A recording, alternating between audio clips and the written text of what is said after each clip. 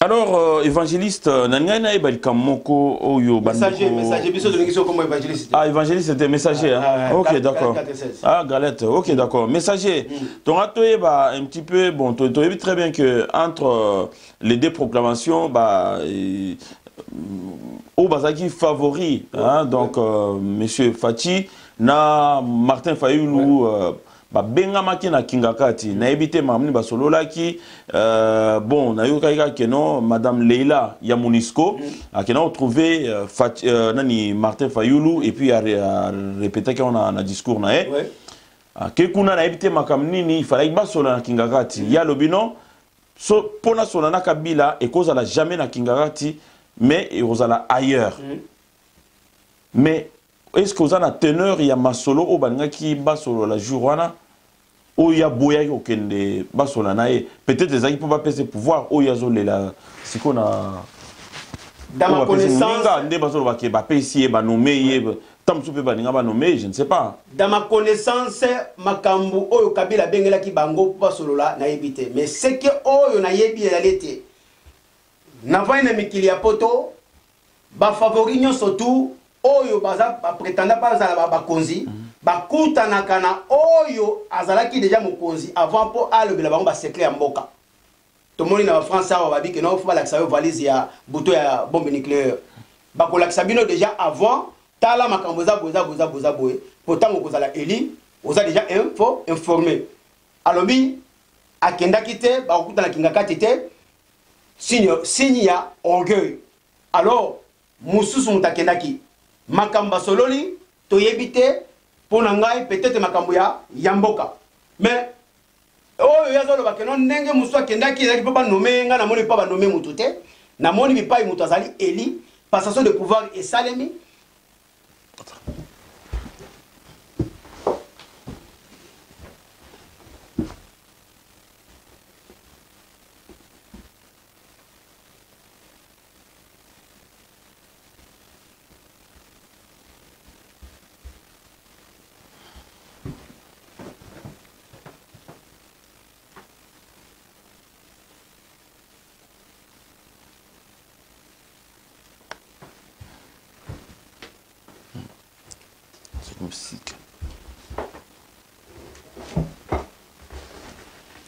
Oui, passation de pouvoir et salami. Voilà, passation de pouvoir et salami. Et le but est le col à Yakenda quitté, n'est ce comme Sakei, baki qu'on nomme mon tout ça rien à voir. Yo keite. Alors, et là, si vous en avez besoin, il y a bon panzabatu, vous en avez besoin pour conduire Mboka Nengi à Kimiate, parce que Mouli mon ami nous a soso ya ko panzabatu. Alors, mon soso a kei pa yo kaba consigne, o ba ko le pour na Mboka. Mais nga na moni passation de pouvoir et salami. Na moni na yoki le 10 janvier 2019. Oh, balabaki que non, Fati Azali président provisoire. Maintenant, on a additionné ma chiffre, et puis 14. 1 plus 5, 4 est égal à 5. Chiffre 5, Yamona Bilaka. Mais Sikoyo, tant qu'on a foyer de Sikoyo, la contestation na ye, oh, il y a côté les toujours, alors il va nommer Moutou. Est-ce qu'il y a une preuve d'accusation à le nommer Moutou? Parce que Malobano Zolobeko Kangayo. Azali preuve mon côté que banomaki Moutou. Ok, Moutou Azali élu devant le peuple congolais, passation de pouvoir et Salemi na Mukimomba. Et là que Salemi na Congo, Kabila tiki histoire na ye, oh Moutou moko akwanga nango azate na pays Afrique.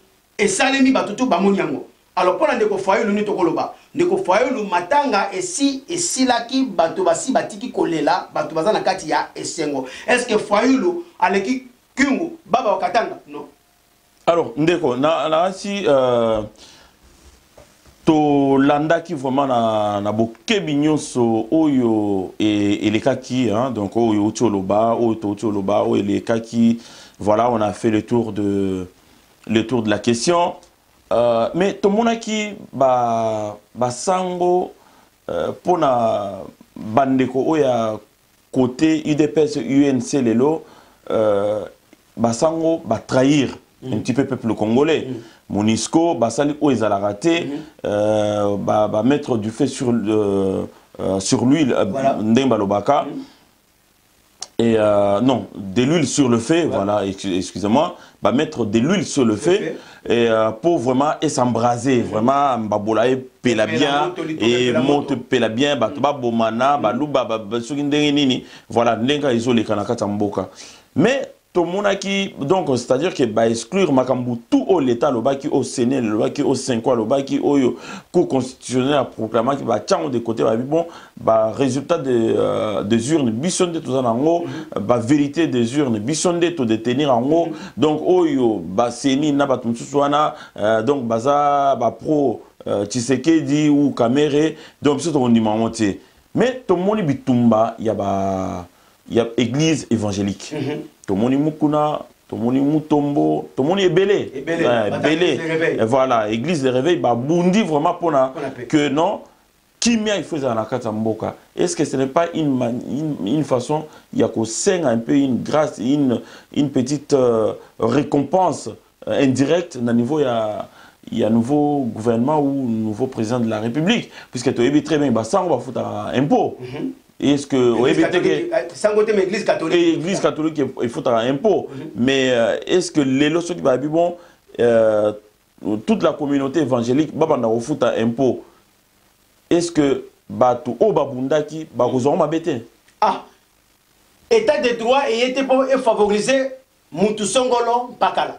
Wana ezali question ndeko puisque bandeko balanda biso ba poser biso ba question na ba commentaire na linga qui vraiment tout discutant ensemble to eba réellement si bandeko ya église évangélique na moi les so ba bon impôt tout ça on besoin pour na bongisa banzela pour na ko bongisa bécole pour na bongisa bopito tout ça na besoin ya ba impôt wana ezala ndenge ezala ka TVA mais est-ce que so ba comment taxer église évangélique est-ce que ba ozola on ndenge bien Babundi quand même, Babundi longtemps. Hein? Merci na mutuna otuni, Bazali, Basalia, Nzambe. Église catholique partout dans le monde de Futaka, impôt nango na taxe d'habitation nango. Alors oyo yebani. Alors institution oyo yena mboka ezali gouvernement ya état de droit. État de droit eponi mutute. Et là qui si mutunyo surtout azali sous la loi. Loi ezali likolo ya mutunyoko, ya mutunyoso. Alors na question otani ya Basali na Nzambe parti par là. Kimia oyo bamutombo bamukuna bakakenza sauf Tizamina bravo nzamba pambola bango et lobite que no bokufuta importer na mataxi tete état de droit yé pour favoriser mutu moko te to kotala na makomi mutu kokatela biso makambo na question oyo tuni ya ba impôt na ba taxe d'habitation makomi ekokata biso makambo po bango nyonso tu bazosalela kombo ya Nzambe mokonzi na bango Jésus Christ de Nazareth, azalaki exemplaire. Sur la terre, personne n'est au-dessus de la loi. Même Jésus-Christ a payé ses impôts. Lisons la parole de Dieu. Wana Goyanola, peuple congolais, na Batouya, église de réveil partout. Bozta la oyo ezali kozela bino. Matthieu 17, chapitre 17, verset 24. Balobinini. Jésus et ses disciples arrivent à Capernaum. Ceux qui font payer l'impôt du temple s'approchent de Pierre et lui demandent: est-ce que votre maître paye l'impôt du temple? Boyo kayango malamu. Verset 25. Pierre répondit: oui. Mokonzi na biso afutaka mpaku yambula matadi. Oyo bino bozo porter ba kombo évêque, oyo bozo porter ba kombo ya bishop, a bishop, évangéliste, botala awa. Et là qui sait que yemo kwa zalaki exemplaire, mbula matadi batele na kaete, to ça l'état nde okobana ko banga nga Nzambe avant. To quitter na verset 5. Alors bien. Ensuite, il voit dans la maison aussitôt, Jésus prend la parole et il dit à Pierre: Simon, est-ce que tu empêches qui doit payer les impôts et les taxes au roi de ce monde? Est-ce que ce sont les gens du pays ou les étrangers? Wana Yesu mtatuni susu Pierre. Jésus a donc ici, dans verset 26, toujours dans Matthieu 17. Pierre répondit: les étrangers. Jésus lui dit: donc les gens du pays ne sont pas obligés de payer. Alors, dans verset 27, mais ceux qui font payer les impôts du temple ne comprennent pas cela. C'est pourquoi vos péchés dans le lac prends le premier poisson qui viendra, ouvre-lui la bouche, tu trouveras une pièce d'argent, prends-la et donnez-la pour payer mon impôt et les tiennes. Maman makambakati yango wana. Bayebi na kolanda Yesu Masiya. Batuni Pierre. Impôt ya temple. Est-ce que mon cousin Nabino a fouta kampaku ya l'état ya Mbulamatadi? Pierre a le dit oui.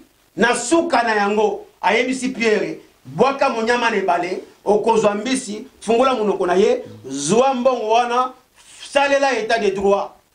Asalela ki état de droit. Elaki si. Bamukuna. Bakakenza. Kimbangiste. Pevalongo. Bangunza. Batanfumu. Bamandona. Etcheteri. Moutounyo surtout à kofuta taxe na ye. Na impôt na ye. Pour payer kende en avant. Ndeko tokomi na suka masolo na biso na kanti na rotuno mutuna moko vraiment to clôturer état de droit au répétant ba les belé na kanti eza mo o ezongeli ba les belé na kati émission lelo mais état de droit message nini vraiment oyo tant bazo bengisa bazo convoquer ba ministre, bazo convoquer ba secrétaire d'état na éviter ba grade msusu bazo convoquer ba on a Vital Kamerhe foboya message ni penza ya solo ba ngba envoyer na bato o bazo kamba ba société ya l'état et aussi même de l'autre côté aussi nani peuple na moya lelo to monyango na bandal tant na passage à président. Donc, je vais répéter que Liloba Moko, papa avait dit le peuple d'abord. Tout le monde en église, dans Sainte-Marie, je crois, et si nani commémoration, il y a deuxième anniversaire, il y a papa, tu sais qu'il dit, donc on a Kobima, Fati, le peuple d'abord. Oui. Alors, est-ce que au monité que ça mon combat vraiment, ndekwana a mimi na mapeka pour asala onyo so sala qui a attaqué un programme au bas peuple rose là que non, pas ceci là. Avec l'Éternel, il va réussir. Le peuple, d'abord, oui. Le pouvoir est à le peuple, oui. Mais, par épreuve, oyo mokoza kokuta na nango tozo ba Congo ezali kokufa ezali Lazare le fait c'est quoi? Yango fo état de droit est appliqué. État de droit est égal éducation na changement de mentalité. Yango ekopé sa réussite, ya papa lobaki le peuple d'abord.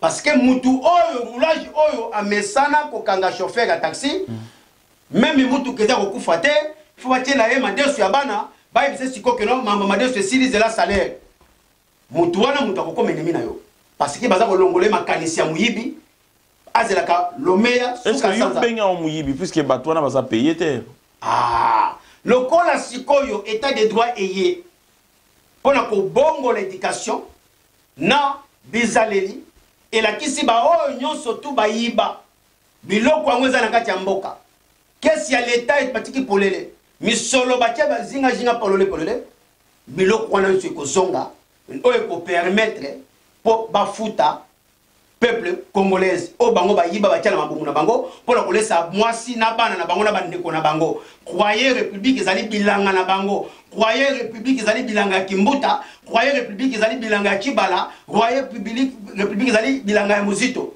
mais soko tali bambongo batonzo bayiba bandundu etoni bangungi balo mbongo yango yo servi à quoi alors ekozonga état de droit ezala kata marche peuple a kosepela minimum mutu akozwa salaire ya $400 même momeka fufu na libongo bakopesa yo même oniki saka fufu bakopesa yo salaire na yo $400 po obokola mwasi na bana na yo ba église ekotika la polele automatiquement parce que mutu akokanga mate abeta kambunda akokanga mate akomolaka aussi longtemps baninga bakolosala ni lundi au vendredi akoyaka dimanche pour komisa nzambe na ye ou soki pa lingi aye soki pa lingi ayete nzambe aforsaka mutu te kosambelela kisi kotia discipline na kati ya bongo na yo elingi koloba état de droit ekoyeba na kobimisa basala nzambe ya solo parce que bakolela lisusu mutu te bakosploiter susu peuple te évangile marche ko na enseignement ke banda opesa ba dime est-ce que so kangolama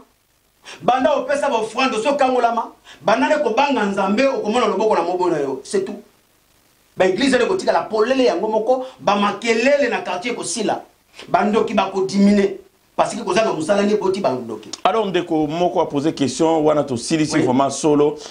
Ndeko moko a posé question à lobi mais papa moyen tout ça musala ba gendarme ba lobi moyen tout ça musala exact tout ça na kati nzela mututo otuna pièce d'identité ou otuni mikanda mutuka pesa so mikanda mutuka oyo puisque na telemi wana za roulage il faut naïba mutuko est-ce que za mikanda na moza complet ou bien aux tambula ka ndongola na l'air à likambu to yebite voiture les anani uti wapi so ndenge nini mutu tout comme otuna so mutu na za propre lati bien kazaka bien sapato bien surtout so ba diaspora na za conseiller ya président est-ce que conseiller nani président Fachi assis à nommer ba conseiller na bureau na. Pour l'instant, tu as dit que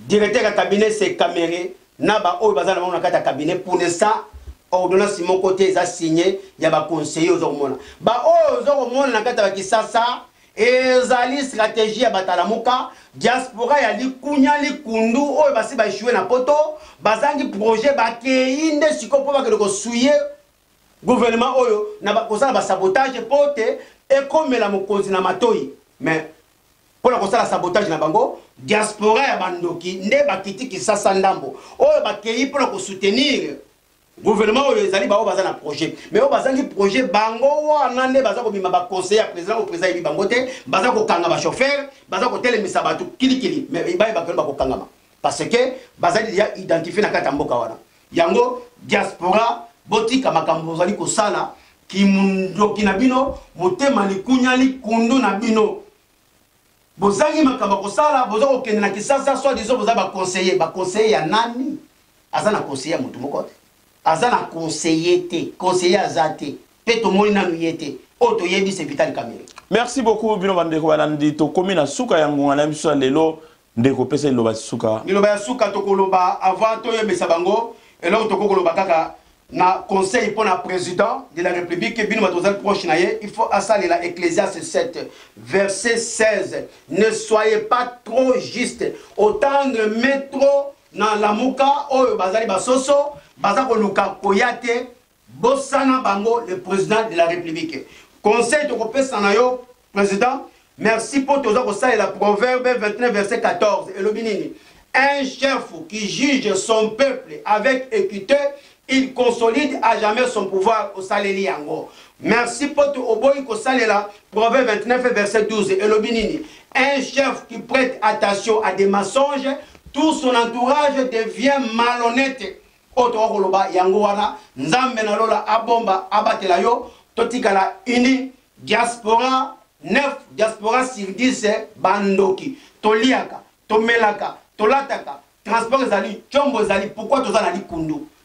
Bissonde ba vrai bando qui ennemi à public, tu as besoin Congo quand la matin menza basa Congo Congo, on a besoin de kaka code na yo na monogramme na wese réunion même sur ba téléphone yo a batakini délivrance basi bazu ngo bosana soko zangi projet à 9 diaspora c'est des allés kokota mabala kokota mabala basi babali bango na poto basili makasi aukeni so sala ni. Merci beaucoup Bino Bandeko Balandi nazana communiquer à Souka tozali bongo na apôtre pasteur Jojo Kamani azali moko ya oyo atambusa lingomba munene ya Naiman Church na Belgique afungoli esika awana Paris afungoli esika munene na boulevard de France 35 boulevard Anatole France na Saint-Denis 93 200 au Betty 35 boulevard Anatole France Saint-Denis au Kokomawana vous allez na pasteur Jojo Kamani donc musali na nzambe o akenda sango na bo solo o azo tambola na ndenge nzambe ndenge parole de Dieu longo bani na kanti esika ya osangana ezali wana ndeko o retrouver kimia bima na mangomba ba mbongo bima na mangomba ba kindoki ya ba pevalongo ya ba voilà o senga pe o pesa o mona rapelo o mongote landa o basenga raté mais li futa nzambe ezo monana. Merci beaucoup et à très bientôt sur Eurotech TV. Bye bye. Béatrice Bongeli, la colonne de Luxembourg. Merci beaucoup. C'est moi, Eurotech, la qualité qui fait la différence. Évangile en marche. Lève-toi, prends ton lit et marche. Nine Kangibino. Le Messager 416. Toujours. Merci beaucoup.